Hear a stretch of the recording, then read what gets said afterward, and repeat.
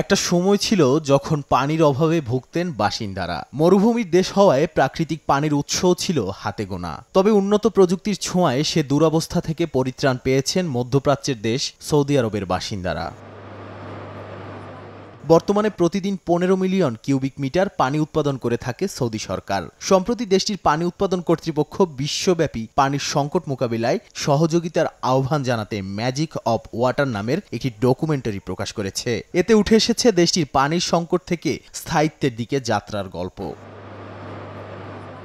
শক্তি দক্ষতায় ঘন্টায় ২.৩ কিলোওয়াট প্রতি কিউবিক মিটার এবং ২০১৯ সাল থেকে কার্বন নির্গমন ৩৭ মিলিয়ন টন কমানোর মাধ্যমে বৈশ্বিক মান নির্ধারণ করেছে সৌদি সরকার, যা অন্যান্য দেশগুলোর জন্য অনুসরণীয় হয়ে উঠেছে। সৌদি আরব পানির নিরাপত্তা ও প্রযুক্তি রপ্তানিতে বিশ্ব মোড়ল হিসেবে প্রতিষ্ঠিত হয়েছে। সৌদি আরবের এই সাফল্যের পেছনে রয়েছে এআই চালিত ডিজালিনেশন প্ল্যান্ট।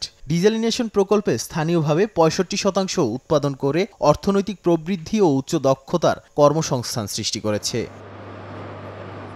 এছাড়াও রয়েছে পরিবেশ বান্ধব পরিবহন ব্যবস্থা এবং খেজুর গাছ থেকে উদ্ভাবিত অ্যান্টি করশনের মতো উদ্ভাবনী প্রযুক্তি।